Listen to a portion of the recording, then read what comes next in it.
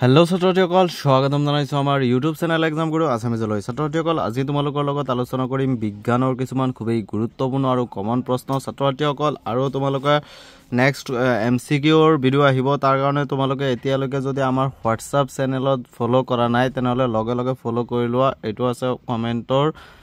Comment ছেকশ্যনতে তোমালোকে পাই যাবা, তাতে পিন কৰা আছে কমেণ্টটো, তাতে তোমালোকে লিংক আছে, তাত ক্লিক কৰিলেই তোমালোকে হোৱাটছআপটো পাই যাবা, তাতে তোমালোকে গৈ ফ'ল'টো কৰি দিবা। গতিকে ছাত্ৰসকল তাতে কিছুমান খুবেই গুৰুত্বপূৰ্ণ MCQ কিছুমান দিয়া হ'ব, সেইবোৰ চাই থাকিবা। আৰু যিবোৰ নতুন নতুন ভিডিঅ' আহিব, ইম্পৰ্টেণ্ট কুৱেশ্যন আহিব, তাত তোমালোকে সেইখিনি পাই যাবা, নতুন লগে লগে আপডেটখিনি পাই যাবা। গতিকে ছাত্ৰসকল আমি আলোচনা কৰিম প্ৰথমটো যিটো চেপ্টাৰ আছে, ইয়াৰ পাছত কেইটামান চেপ্টাৰ কভাৰ কৰিম। গতিকে প্ৰথমটো যিটো চেপ্টাৰ আছে ৰাসায়নিক বিক্ৰিয়া আৰু সমীকৰণ, এইটো চেপ্টাৰৰ পৰা তোমালোকে ফাৰ্ষ্টতে শিকিব লাগিব ৰাসায়নিক সমীকৰণ কেনেদৰে কৰে। ৰাসায়নিক সমীকৰণ, সন্তুলিত ৰাসায়নিক সমীকৰণ ইয়াতে চাব পাৰি আছা। এই ৰাসায়নিক সমীকৰণসমূহক সন্তুলিত কিয় কৰা হয়, এইটো এটা খুবেই গুৰুত্বপূৰ্ণ প্ৰশ্ন। এইখিনি লাইন তোমালোকে ভালদৰে পঢ়িবা, এই টপিকটো তোমালোকে ভাল দি মনোযোগেৰে পঢ়িবা, আৰু তোমালোকৰ পৰীক্ষাত সমীকৰণ সন্তুলন কৰিব দিব পাৰে। ইয়াৰ পাছত ছাত্ৰসকল তোমালোকে চাব লাগিব ইয়াত যিকেইটা ৰাসায়নিক সমীকৰণৰ প্ৰকাৰ আছে, যেনেকুৱা ধৰি লোৱা সংযোজন বিক্ৰিয়া, বিয়োজন বিক্ৰিয়া, তাৰপিছত কি আছে আৰু আছে অপহৰণ বিক্ৰিয়া, দ্বি অপহৰণ বিক্ৰিয়া, এই চাৰিটা বিক্ৰিয়া, আৰু জাৰণ বিজাৰণ, এইখিনি তোমালোকে ভালদৰে পঢ়ি ল'বা। ইয়াৰ বাহিৰত বেলেগ প্ৰত্যেকটোৰ ডেফিনেশ্যন পঢ়িবা, আৰু ইয়াৰ লগত এটা এটা সমীকৰণ, এনেকুৱা যিকেইটা সমীকৰণ উদাহৰণ এটা এটা পঢ়ি যাবা, এইকেইটাই তোমালোকৰ পৰীক্ষাত আহিব। গতিকে ছাত্ৰসকল তোমালোকে চাবা পেজ নম্বৰ 10ত থকা এই 1 নম্বৰ প্ৰশ্নৱলীৰ 1 নম্বৰ প্ৰশ্নটো চাবা, খুবেই ইম্পৰ্টেণ্ট কুৱেশ্যন। তাৰ পাছত ছাত্ৰসকল তোমালোকে চাব লাগিব জাৰণ আৰু বিজাৰণৰ মাজত পাৰ্থক্য। ইয়াতে আছে জাৰণ আৰু বিজাৰণ, ইয়াৰ মাজত পাৰ্থক্যখিনি চাব লাগিব। তাৰপিছত আৰু এটা প্ৰশ্ন তোমালোকে চাবা প্ৰশ্নৱলীত চাবা, প্ৰশ্নৱলী ইয়াত পেজ নম্বৰ 13ত থকা 1 নম্বৰ প্ৰশ্নটো চাই থবা। তাৰপিছত আৰু এটা প্ৰশ্ন আহিব পাৰে ৰেঞ্চিডিটি বা দুৰ্গন্ধতা কি, এইটো আহিব পাৰে, বা ক্ষয়ীভৱন কি, এইটো আহিব পাৰে। তাৰপিছত ছাত্ৰসকল ডাইৰেক্ট অনুশীলনীলৈ আহি যোৱা। অনুশীলনীত থকা যিবোৰ MCQ আছে, এই MCQসমূহ তোমালোকে ভালদৰে চাই থবা, এনেকুৱা ধৰণৰ প্ৰশ্ন আহিব। তাৰপিছত আৰু এটা ইম্পৰ্টেণ্ট কুৱেশ্যন আছে যে এই যে অলপ আগত ক'লোৱে যে সন্তুলিত ৰাসায়নিক সমীকৰণ কি, ৰাসায়নিক সমীকৰণসমূহ কিয় সন্তুলিত কৰিব লাগে, এইটো প্ৰশ্ন তোমালোকে চাই থবা। ইয়াৰ পাছত এইকেইটা তোমালোকে পঢ়িবা, এই 5 নম্বৰৰ 6 নম্বৰ আৰু 7 নম্বৰ, এই 7 নম্বৰ 8 নম্বৰ এই প্ৰশ্নকেইটা চাবা, একদম শৰ্ট কুৱেশ্যন হয়, জাষ্ট তোমালোকে চাব লাগে। ইয়াৰ পৰাই তোমালোকৰ 2 মাৰ্কছৰ প্ৰশ্ন আহিব। আৰু এটা প্ৰশ্ন আছে ইম্পৰ্টেণ্ট কুৱেশ্যন যে তাপবৰ্জি আৰু তাপগ্ৰাহী বিক্ৰিয়া বুলিলে কি বুজা, উদাহৰণ দিয়া, এইটো এটা ইম্পৰ্টেণ্ট কুৱেশ্যন। তাৰপিছত শোষণক এটা তাপবৰ্জি বিক্ৰিয়া বুলি বিবেচনা কৰা হৈছে, ব্যাখ্যা কৰা, এইটো আহি যাব পাৰে 2 মাৰ্কছৰ কাৰণে। তাৰপাছত আটাইতকৈ গুৰুত্বপূৰ্ণ প্ৰশ্নটো হৈছে এই 12 নম্বৰ প্ৰশ্নটো। 12 নম্বৰ প্ৰশ্নটো চাবা, খুবেই ইম্পৰ্টেণ্ট, অনুশীলনীত থকা 12 নম্বৰ প্ৰশ্নটো চাবা। তাৰপাছত চাব লাগিব তোমালোকৰ ইয়াৰ পৰা 16 নম্বৰ প্ৰশ্নটো চাবা। তোমালোকে ইয়াত থকা 16 নম্বৰ যিটো প্ৰশ্ন আছে, এই 16 নম্বৰ প্ৰশ্নটো চাবা, 15, 16, ইয়াৰ লগতে তোমালোকে চাবা 20 নম্বৰ প্ৰশ্নটো। গতিকে এইকেইটা প্ৰশ্ন তোমালোকে ভালদৰে চাই থ'ব লাগিব। আৰু তাৰপাছত আছে লোৰ বস্তুত ৰঙৰ প্ৰলেপ দিওঁ কিয়, এইটো ইম্পৰ্টেণ্ট কুৱেশ্যন। গতিকে ইয়াৰ পাছৰ যিটো চেপ্টাৰ আছে এচিড, ক্ষাৰক আৰু লৱণ, এইটো এটা ইম্পৰ্টেণ্ট চেপ্টাৰ। ইয়াৰ পৰা MCQৰ কাৰণে তোমালোকে এইখিনি পঢ়িব লাগিব যে এচিডবোৰে সোৱাদ টেঙা আৰু ইহঁতে নীলা লিটমাছ ৰঙা কৰে, আনহাতে ক্ষাৰকবোৰ তিতা আৰু ইহঁতে ৰঙা লিটমাছ নীলা কৰে। এই দুটা প্ৰশ্ন ভালদৰে মনত ৰাখিবা। আৰু লিটমাছ এবিধ কি সূচক, প্ৰাকৃতিক সূচক। লিটমাছ হৈছে এতিয়া প্ৰাকৃতিক ইণ্ডিকেটৰ সূচক, আৰু হালদি আন এবিধ এনেকুৱা সূচক। হালদি এটা এনেকুৱা প্ৰাকৃতিক সূচক। পৰীক্ষাত এটা প্ৰাকৃতিক সূচক কি লিখিব আহিব পাৰে। তাৰপিছত আৰু এটা আছে কি মিথাইল অৰেঞ্জ, ফিনপথেলিনৰ দৰে সাংশ্লেষিক বা কৃত্ৰিম সূচকো ব্যৱহাৰ। এইকেইটা হৈছে কৃত্ৰিম সূচক, দুটা কৃত্ৰিম সূচক কি ফিনপথেলিন আৰু মিথাইল অৰেঞ্জ, আৰু নহ'লে তোমালোকে হালদিটো হৈছে কি প্ৰাকৃতিক সূচক। এই দুটা বস্তু ভালদৰে মনত ৰাখিব, পৰীক্ষাত ডাইৰেক্ট আহিব, কিন্তু এইকেইটা MCQ আকাৰে আহিব পাৰে। তাৰপিছত তোমালোকৰ আছে ইম্পৰ্টেণ্ট কুৱেশ্যন হৈছে তোমালোকে কাৰ্যকলাপ 2.6টো পঢ়ি থবা। ইয়াৰ পৰা কাৰ্যকলাপৰ পৰা প্ৰশ্ন আহে, 2 নম্বৰ চেপ্টাৰটোৰ পৰা 2 মাৰ্কছৰ এটা প্ৰশ্ন আহি যাব পাৰে। গতিকে এইখিনি ভালদৰে পঢ়ি থবা। ইয়াৰ পাছত তোমালোকে চাব লাগিব প্ৰশ্নৱলী মানে পেজ নম্বৰ 25ত থকা এই 5 নম্বৰ প্ৰশ্নটো চাবা তাৰ পিছত 2 নম্বৰ প্ৰশ্নটো চাবা 5 আৰু 2 নম্বৰ প্ৰশ্নটো ভালদৰে চাই থবা খুব ইম্পৰ্টেন্ট কোৱেশ্চন ইয়াৰ পাছত এইখিনি যেটো টেবুল আছে তোমালোকৰ এই টেবুলটো তোমালোকে ভালদৰে চাই থবা এই যে এটো আমলিক ধৰ্ম কেতিয়া বৃদ্ধি হয় আৰু খাৰকীয় ধৰ্ম বৃদ্ধি কেতিয়া হয় pH ৰ মান কিমানতকৈ কিমান থাকিলে 0 ৰ পৰা 14 লৈকে ইয়াত দিয়া আছে ইয়াৰ পৰা তোমালোকে ভালদৰে এইখিনি পঢ়ি থবা খুব ইম্পৰ্টেন্ট কাৰণ ইয়াৰ পৰা তোমালোকৰ MCQ আহিবই মানে এইখিনি পঢ়িবা পেজ নম্বৰ 25ত থকা এই টপিকটো তোমালোকে ভালদৰে পঢ়িবা আৰু ইয়াত থকা এই যে H+ আৰু OH- ৰ গাঢ়তাৰ হৈতে এইখিনি পৰিৱৰ্তন কেনেকৈ হয় এটো তোমালোকে ভালদৰে চাই থবা খুব ইম্পৰ্টেন্ট কোৱেশ্চন ইম্পৰ্টেন্ট হয় এটো ইয়াৰ পাছত এটো লাইন পঢ়িবা মুখৰ ভিতৰৰ pH ৰ মান 5.5 তকৈ কম হলে দন্তকয়ৰ সূচনা হয় দন্তকয়ৰ কিমানতকৈ কিমান হলে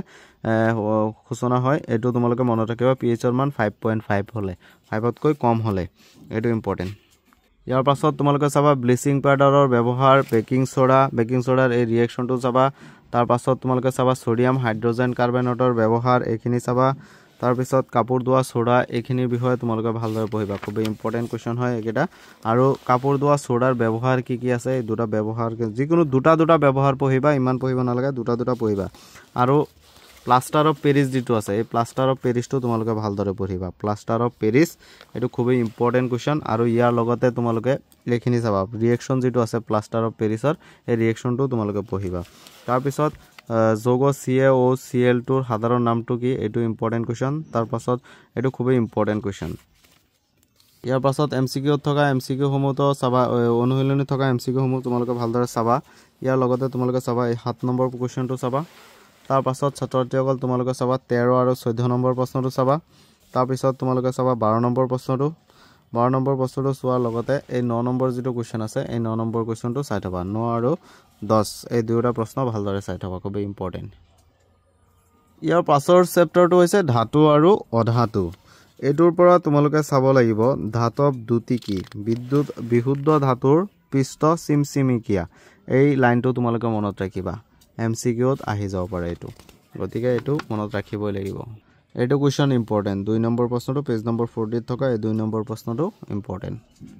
তাৰ পিছত MCQৰ বাবে এইখিনি চাবা সক্ৰিয়তাৰ ক্ৰমখিনি চাবা ধাতু বিলাকৰ আপেক্ষিক সক্ৰিয়তা আটাইতকৈ সক্ৰিয় ধাতু পটাছিয়াম আটাইতকৈ কম সক্ৰিয় হৈছে জিংক আৰু আটাইতকৈ কম সক্ৰিয় হৈছে গোল্ড এইখিনি ভালদৰে চাই থবা ইয়াৰ পৰা এটা MCQ আহিবই আটাইতকৈ বেছি সক্ৰিয় হৈছে কি আটাইতকৈ বেছি সক্ৰিয় পটাছিয়াম কম জিংক আৰু আটাইতকৈ কম হৈছে গোল্ড ইয়াৰ পাছত চাবা পেজ নম্বৰ 46ত থকা 4 আৰু 5 আৰু ইয়াৰ লগতে 1 নম্বৰ প্ৰশ্নটো ভালদৰে চাই থবা ইয়াত 1 নম্বৰ প্ৰশ্নটো ইয়াৰ পাছত যেহেতু ছাত্ৰছাত্ৰীসকল এটো চেপ্টাৰৰ পৰা 3 মাৰ্কছৰ প্ৰশ্ন আহিব পাৰে তাৰ কাৰণে তোমালোকে এই চিত্ৰটো তোমালোকে চাই থবা যে আকাৰৰ পৰা ধাতু নিষ্কাশনত থকা খাপবিলাক লিখা তেনেহলে এইখিনি লিখিব লাগিব এইখিনি ভালদৰে মনত ৰাখিবা এইখিনি পঢ়িবা ভালদৰে ইয়াৰ পাছত ইম্পৰ্টেন্ট প্ৰশ্ন এটা আছে যে বিদ্যুৎ পৰিশোধন পদ্ধতি এটো 3 মাৰ্কছৰ কাৰণে আহিব পাৰে এই চিত্ৰসহ তোমালোকে লিখিব লাগিব ইয়াৰ পৰা পঢ়িলে তোমালোকে পাই যাবা গতিকে এইখিনি খুব ইম্পৰ্টেন্ট এটা কোৱেশ্চন আহিব পাৰে যে বিদ্যুৎ পৰিশোধন পদ্ধতি সমুটুকা লিখা বা বিদ্যুৎ পৰিশোধনৰ ওপৰত তোমালোকে টুকা এটা লিখিবৰ কাৰণে আহিব তাৰ পাছত চাবা সংকৰ ধাতু কি কোনবোৰ ধাতু সহজে ক্ষয় নহয় অনুলিত থকা MCQ সমূহ ভালদৰে চাই থবা ইম্পৰ্টেন্ট MCQ আৰু ইয়াৰ লগতে তোমালোকে চাবা 6 নম্বৰ প্ৰশ্নটো চাবা যে উভয়ধৰ্মী অক্সাইড কাক বোলে দুটা উভয়ধৰ্মী অক্সাইডৰ উদাহৰণ দিয়া তাৰ পাছত তোমালোকে চাব লাগিব লোড মামৰে দ্বাৰা ৰোধ কৰিবলৈ দুটা উপায় বৰ্ণনা কৰা ইম্পৰ্টেন্ট কোৱেশ্চন 10 নম্বৰ প্ৰশ্নটো বহুত ইম্পৰ্টেন্ট ইয়াৰ পাছত তোমালোকে চাব লাগিব 16 নম্বৰ প্ৰশ্নটো চাবা 16 নম্বৰ 14 নম্বৰ প্ৰশ্নটো চাই থবা খুব ইম্পৰ্টেন্ট কোৱেশ্চন ইয়াৰ পাছৰ চেপ্টাৰটো হৈছে কাৰ্বন আৰু তাৰ যৌগ চেপ্টাৰটোৰ পৰা তোমালোকে চাব লাগিব ইয়াত থকা তোমালোকে এইখিনি এই দুটা ধৰ্ম তোমালোকে মনত ৰাখিবা কাৰ্বনে ইলেক্ট্ৰন গ্ৰহণ বা ত্যাগ কৰিলে হেতেন কিয় ত্যাগ কৰিলে হেতেন এটো MCQত আহিব পাৰে এই দুটা পইণ্ট পেজ নম্বৰ 59ত আছে এইখিনি তোমালোকে ভালদৰে চাই থবা ইম্পৰ্টেন্ট কোৱেশ্চন হয় তাৰ পাছত আৰু এটা চাব লাগিব যে কাৰ্বনৰ কেটিনেশন ধৰ্ম কি কাৰ্বনৰ এটা কেটিনেশন ধৰ্ম আছে সংপৃক্ত স্যাচুৰেটেড আনস্যাচুৰেটেড কম্পাউন্ড কেটিনেশন মানে কি এইখিনি তোমালোকে ভালদৰে পঢ়িব লাগিব এইখিনি ভালদৰে পঢ়ি থবা খুব ইম্পৰ্টেন্ট হয় এইটো পেজ তোমালোকে ৰিডিং মাৰিবা MCQ ৰ বাবে তাৰপিছত তোমালোকে বেঞ্জিনৰ গঠন কি শিকিবা সাইক্লোহেক্সনৰ গঠন আছে এইকেইটা এবাৰ প্ৰেক্টিছ মাৰি দিবা এনেই তাৰপিছতে তোমালোকে এইখিনি মনত ৰাখিবা এই গোটেইকেইটা চিম্বল মনত ৰাখিবা এলকহলৰ এলডিহাইডৰ কিটোন কাৰ্বক্সিলিক এচিড এই চাৰিটা আছে বেছি নহয় এই চাৰিটাৰ তোমালোকে জাষ্ট চিম্বলখিনি এই চিম্বলখিনি মনত ৰাখিলে হ'ল ইয়াৰ পাছত ইয়াৰ পৰা পৰীক্ষাত আহি যাব পাৰে গঠন আঁকিবৰ কাৰণে আহিব পাৰে ketone carboxylic acid alcohol aldehyde এইকেইটা আহিব পাৰে খুবেই ইম্পৰ্টেণ্ট তাৰ পাছত আৰু এটা ইম্পৰ্টেণ্ট কুৱেশ্যন হৈছে 3 নম্বৰ প্ৰশ্ন যে সাইক্লোপেণ্টেনৰ সংকেত আৰু ইলেক্ট্ৰনীয় বিন্দু গঠন লিখা